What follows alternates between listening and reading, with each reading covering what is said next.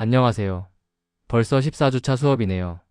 오늘은 기계자동차 공학의 핵심 중 하나인 강체의 평면 운동역학에 대해 깊이 있게 다뤄볼 거예요. 강체라는 건 힘을 받아도 모양이 변하지 않는 단단한 물체를 말하죠. 우리가 흔히 보는 바퀴나 엔진 부품들이 어떻게 힘을 받아 움직이고 회전하는지 그 원리를 파악하는 것이 이번 주의 핵심입니다. 지금까지 배운 질점의 운동을 넘어 이제는 크기가 있는 물체가 어떻게 구르고 회전하는지 본격적으로 파헤쳐 볼까요? 마지막 주차인 만큼 집중해서 따라와 주세요. 이번 시간에는 총 4가지 목표를 달성할 거예요. 첫 번째로 회전 운동의 핵심 저항값인 관성 모멘트를 계산하고 평행축 정리를 적용하는 법을 배웁니다. 두 번째는 질량 중심의 선운동을 다루는 병진 운동 방정식을 강체에 적용해 볼 거고요. 세 번째는 회전 운동 방정식을 활용해 물체가 얼마나 빠르게 회전 가속도를 얻는지 알아봅니다. 마지막으로 이 2가지 운동이 합쳐진 일반 평면 운동을 연립방 정식으로 풀어내어 실제 강체의 동역학을 완벽하게 해석해 보는 시간을 가질 거예요. 이 4단계만 거치면 여러분도 강체 전문가가 될 수 있어요. 그럼 가장 먼저 질량 관성 모멘트가 무엇인지 알아볼까요? 한마디로 정의하면 회전에 대한 저항이에요. 수식을 보면 관성 모멘트는 회전축으로부터 떨어진 거리의 제곱에 아주 작은 질량 요소를 곱해 전체를 합한 값과 같습니다. 단위는 킬로그램 제곱미터라고 읽습니다. 우리가 직선 운동에서 물체의 움직임을 방해하는 성질이 질량이라면 회전 운동에서는 이 관성 모멘트가 그 역할을 하죠. 수식을 비교해 보세요. 알짜임은 질량과 가속도의 곱이라는 식처럼 회전력인 모멘트는 관성 모멘트와 각가속도의 곱으로 표현됩니다. 즉, 관성 모멘트가 클수록 같은 힘을 줘도 물체는 천천히 회전하게 된다는 뜻이죠. 매번 적분을 할 수는 없으니 자주 쓰는 형상들의 관성 모멘트 공식을 기억해 두면 편해요. 얇은 막대는 질량 중심 기준으로 12분의 1 질량 곱하기 길이의 제곱입니다. 원판이나 원통은 2분의 1 질량 곱하기 반지름의 제곱이고요. 동그란 구는 5분의 2 질량 곱하기 반지름의 제곱, 직사각형 판은 12분의 1 질량의 가로와 세로 길이 각각의 제곱을 더한 값을 곱해 구합니다. 이 수식들은 앞으로 문제를 풀 때 가장 기본이 되는 도구들이니 마치 구구단처럼 익숙해져야 해요. 형상마다 숫자가 다른 이유는 질량이 회전축으로부터 얼마나 멀리 퍼져 있느냐가 다르기 때문이랍니다. 만약 회전축이 질량 중심이 아니라 엉뚱한 곳에 있다면 어떻게 할까요? 그럴 때 쓰는 치트키가 바로 평행축 정리입니다. 임의의 평행축 기준 관성 모멘트는 질량 중심 축 기준 값에 물체의 전체 질량과 두 축 사이 거리의 제곱을 곱한 값을 더해주면 됩니다.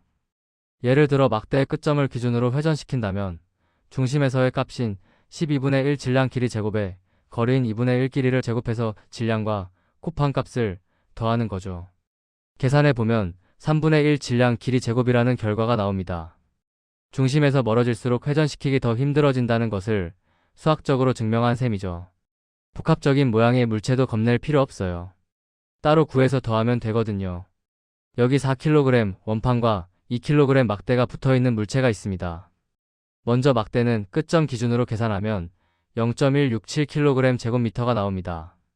원판은 막대 끝에서 0.5m 떨어져 있죠. 여기서 평행축 정리를 써야 합니다. 원판 자체의 관성 모멘트의 질량 곱하기 거리의 제곱을 더하면 1.08이 나오죠. 이제 이 두 값을 더하면 전체 관성 모멘트는 1.247kg 제곱미터가 됩니다. 아무리 복잡한 기계 부품이라도 이런 식으로 하나씩 쪼개서 계산하면 모두 정복할 수 있답니다. 이제 진짜 강체의 움직임을 설명하는 운동 방정식을 세워볼까요? 핵심은 자유물체도를 그리는 거예요. 왼쪽 그림처럼 물체에 가해지는 모든 힘을 표시한 것이 자유물체도고, 오른쪽 그림처럼 그 결과로 나타나는 가속도 성분들을 나타낸 것이 운동역학 선도입니다. 식은 3가지예요. X축 방향의 힘의 합은 질량 곱하기 X방향 가속도, Y축 방향 힘의 합은 질량 곱하기 Y방향 가속도, 그리고 질량 중심에서의 모멘트 합은 관성 모멘트 곱하기 각가속도와 같습니다. 미지수가 3개라도 이 3식만 있으면 모든 것을 해결할 수 있는 강력한 전략이 됩니다. 상자가 경사면을 미끄러져 내려가는 상황을 가정해보죠. 이 상자는 회전하지 않고 그대로 미끄러지니까 순수 병진 운동을 합니다. X축 방향으로는 중력의 성분에서 마찰력을 뺀 힘이 작용하고 Y축으로는 수직항력과 중력 성분이 평형을 이룹니다. 상자가 회전하지 않으므로 가까속도는 0이고 모멘트의 합도 0이죠. 식을 정리해보면 가속도는 중력 가속도의 사인 30도와 마찰 계수를 반영한 코사인 30도의 차를 곱한 값이 됩니다. 결과적으로 초당 3.21m의 가속도로 빨라지게 되죠. 강체 문제지만 회전이 없으면 우리가 예전에 배운 질점 문제처럼 간단해집니다. 이번에는 도르래 문제입니다.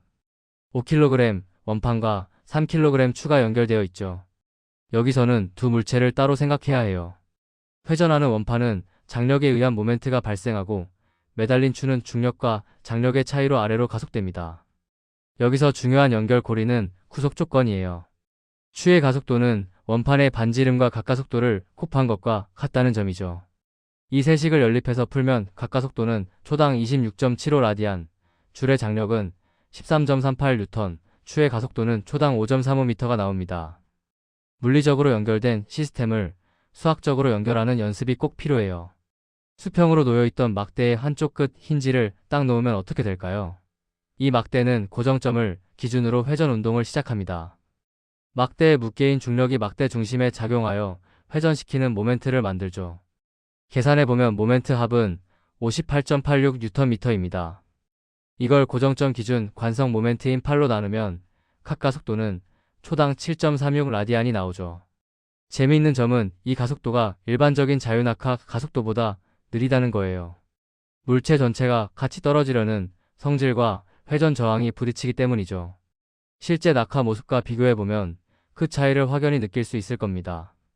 자, 이제 가장 흥미로운 구름 운동입니다. 미끄러짐 없이 구르는 원통은 병진과 회전이 동시에 일어나요. 중력 성분에서 마찰력을 뺀 것이 질량 중심의 가속도를 만들고 동시에 그 마찰력이 원통을 회전시키는 모멘트 역할을 합니다. 여기서 핵심은 구름 조건이에요. 중심 가속도는 반지름 곱하기 가까속도와 정확히 일치해야 미끄러지지 않죠. 이 식들을 합쳐보면 가속도는 초당 3.27m, 마찰력은 16.35 뉴턴으로 계산됩니다. 단순히 미끄러지는 것보다 마찰력이 회전을 만드는데 에너지를 쓰기 때문에 가속도가 조금 줄어든다는 점을 기억하세요. 누가 제일 빨리 내려갈까요? 이른바 구름 운동 레이스입니다. 가속도 공식은 중력 가속도와 경사각의 관성 계수인 C를 더한 값으로 결정됩니다. C가 작을수록 빨라요.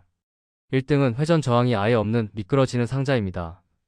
2등은 꽉 찬 공인 구로 71%의 가속도를 냅니다. 3등은 꽉 찬 원통으로 67%, 꼴등은 가운데가 비어 질량이 바깥으로 쏠린 링이에요. 겨우 50% 속도죠. 관성 모멘트가 커서 회전시키기 힘든 물체일수록 경주에서 뒤처지게 된다는 사실, 정말 신기하지 않나요? 이런 원리들이 실제 자동차 설계에 어떻게 쓰일까요? 엔진의 플라이휠은 에너지를 저장해야 해서 일부러 관성 모멘트를 크게 만듭니다. 특히 무거운 트럭에 유리하죠. 반면 스포츠카는 빠른 가속 응답성을 위해 관성 모멘트를 작게 설계해요. 엔진 내부의 크랭크축은 분당 회전수가 매우 높아야 하므로 관성값을 극도로 낮춥니다. 최근 전기차의 모터 로터 역시 즉각적인 토크 전달을 위해 저관성 설계가 핵심입니다. 우리가 배운 수식 하나하나가 실제 자동차가 얼마나 부드럽게 가속하고 멈추는지를 결정하는 아주 중요한 기준이 되는 셈이죠.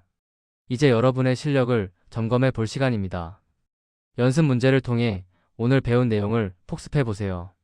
5번 문제는 원판의 가장자리 기준 관성 모멘트를 구하는 것인데 평행축 정리를 쓰면 되겠죠. 6번은 아까 본 힌지 막대의 가속도를 다시 확인해 보는 문제고요. 7번은 경사면을 구르는 구의 가속도를 계산해 보세요. 아마 초당 3.5m 정도가 나올 거예요. 마지막 8번은 도르래가 섞인 복합 시스템인데 각 물체마다 운동 방정식을 세우는 것이 포인트입니다. 스스로 손으로 직접 풀어봐야 진짜 여러분의 지식이 된다는 것 잊지 마세요. 아주 복잡해 보이는 심화 문제도 이 4단계 전략이면 충분합니다. 첫째, 모든 물체를 분리해서 자유물체도를 그립니다. 줄은 자르고 그 자리에 장력을 표시하세요. 둘째, 각 물체마다 개별적인 운동 방정식을 세웁니다. 힘은 질량 곱하기 가속도, 모멘트는 관성 모멘트 곱하기 가까속도 식이죠. 셋째, 물체들이 연결되어 있다는 기구학적 구속 조건을 추가합니다. 줄의 가속도와 회전체의 가까속도 관계 같은 것들이죠. 마지막으로 이 식들을 연립해서 풀면 끝. 복잡함 속에 숨겨진 단순한 질서를 찾는 과정이 바로 역학의 매력입니다. 동역학 문제를 푸는 데는 세 가지 마법 같은 방법이 있어요. 첫 번째, 오늘 배운 힘과 가속도 방법은 특정 순간의 힘이나 가속도를 구할 때 최고입니다. 두 번째, 일과 에너지 방법은 힘보다는 위치의 변화나 속도의 크기를 다룰 때 계산이 훨씬 간편해지죠. 세 번째, 충격량과 운동량 방법은 물체가 충돌하거나 시간이 개입된 문제를 풀 때 아주 강력합니다. 어떤 길을 선택하느냐에 따라 풀이 과정의 길이가 달라져요. 문제에서 주어진 정보가 무엇인지 보고 가장 효율적인 도구를 꺼내는 안목을 기르는 것이 고수로 가는 길입니다. 오늘 배운 내용을 한 페이지로 정리해 볼까요? 관성 모멘트는 질량이 회전축으로부터 얼마나 떨어져 있는지를 나타내는 회전 저항이고 평행축 정리를 통해 축을 옮길 수 있습니다. 강체의 운동은 병진과 회전 두 가지 방정식으로 모두 설명이 가능하죠. 미끄러짐 없이 구르는 경우에는 중심 가속도와 각가속도의 관계식을 꼭 활용해야 합니다. 마지막으로 복합적인 물체는 각 부분의 관성 모멘트를 합산해서 구한다는 점. 이 네 가지만 확실히 기억해도 오늘 수업은 성공입니다. 여러분의 머릿속에 이 지도의 뼈대가 잘 잡혔나요? 이번 주 과제는 총 5문항입니다. 첫 번째는 기본 형상의 평행축 정리를 적용하는 문제고, 두 번째는 도르래와 힌지 막대를 해석하는 고정축 회전 문제입니다. 마지막은 경사면 구름 운동을 해석하는 일반 평면 운동 문제예요. 모든 문제 풀이에서 가장 중요한 건 무엇일까요? 바로 정확한 자유물체도 작성입니다. 힘의 방향과 작용점을 잘못 그리면 수식이 아무리 화려해도 결과는 틀릴 수밖에 없어요. 천천히 그리고 꼼꼼하게 물체에 작용하는 힘들을 하나하나 그려보는 연습을 꼭 해보시기 바랍니다. 이제 기말고사가 다가오고 있네요. 범위는 9주차부터 이번 14주차까지 전체입니다. 힘과 가속도, 일과 에너지, 충격량과 운동량, 그리고 이번에 배운 강체의 운동역학까지 모두 포함되죠. 시험 공부를 할 때 단순히 공식을 외우기보다는 문제를 보고 이건 에너지로 푸는 게 빠를까? 아니면 F는 AM으로 푸는 게 나을까? 를 먼저 고민해 보세요. 그 판단력이야말로 진정한 공학적 사고력이거든요. 한 학기 동안 배운 내용들이 서로 어떻게 연결되는지 큰 그림을 그려보는 시간을 가지시길 바랍니다. 드디어 한 학기 여정이 끝났습니다. 동역학이라는 쉽지 않은 과목을 끝까지 완주한 여러분, 정말 고생 많으셨어요. 처음에는 낯설었던 수식들이 이제는 물체의 움직임을 설명하는 언어로 들리시나요? 이번 학기에 배운 기초 체력이 앞으로 여러분이 전공 공부를 해나가는데 아주 든든한 밑거름이 될 겁니다. 기말 시험에서도 노력한 만큼 최고의 결과가 있기를 진심으로 응원할게요. 여러분의 밝은 미래를 위해 굿럭. 그동안 함께 해주셔서 감사합니다.